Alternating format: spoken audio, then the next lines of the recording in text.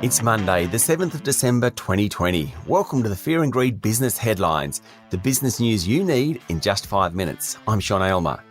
Today's headlines: the competition watchdog wants to make it easier for people to switch home loans, thereby boosting competition. That's our main story.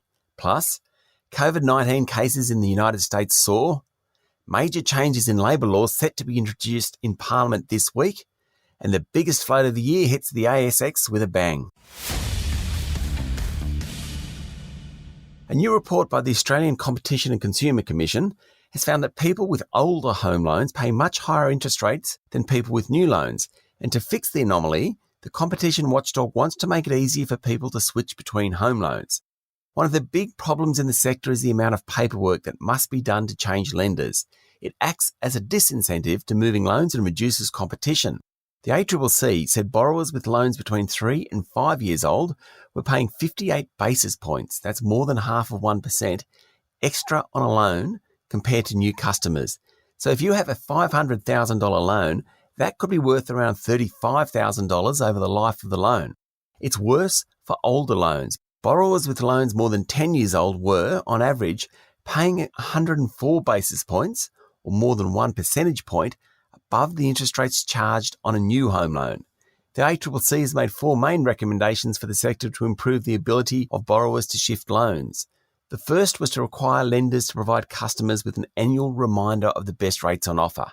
The second and third involve making it easier to get out of a loan, including standard discharge forms across lenders and time limits imposed to make sure transfers could be done promptly. And the fourth key recommendation was to provide continued monitoring of home loans in the marketplace. The inquiry did find that lenders were trying to improve transparency and said 2 of the big 4 banks had done a pretty good job, but there's still a way to go.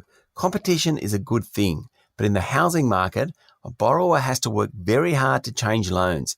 The ACCC wants to make it easier, which in turn should make it better and cheaper for borrowers to get the best loan.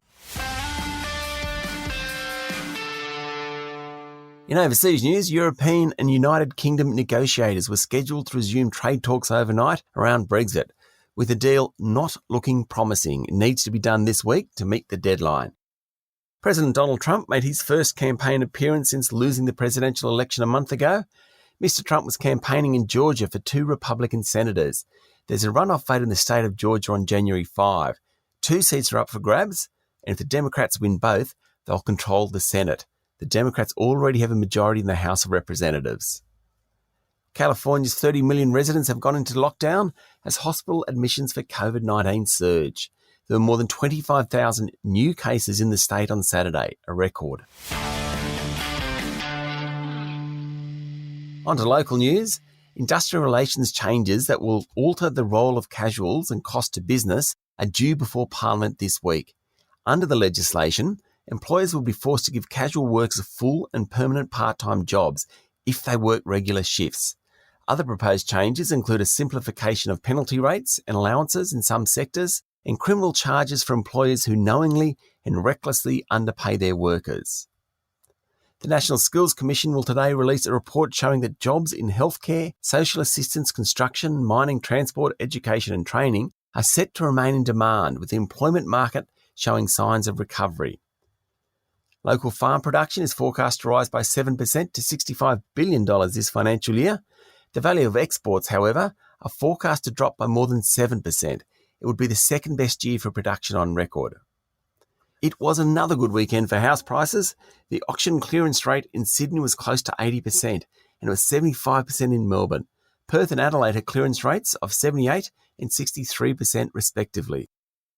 There were 4 new floats on the ASX on Friday, led by data software group Nui.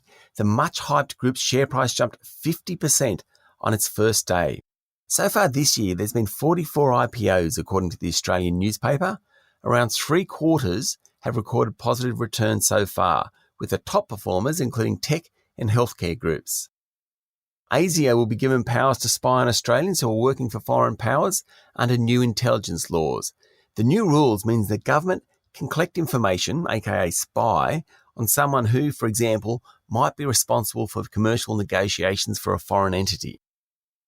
Victoria has been part of the Chinese government's Belt and Road Initiative. It's a huge program whereby Beijing provides support to fund infrastructure mostly throughout Asia. Today, Canberra is expected to pass the Foreign Relations Bill, which will enable the Foreign Minister to veto existing and future deals with China. This will impact Victoria as well as many universities and local governments which have received funding from Beijing. That's the Fear and Greed business headlines for today. There's more on all of these stories in today's full Fear and Greed podcast, as well as an interview with EY Chief Economist Joe Masters about the state of the local economy. I'm Sean Aylmer. Enjoy your day.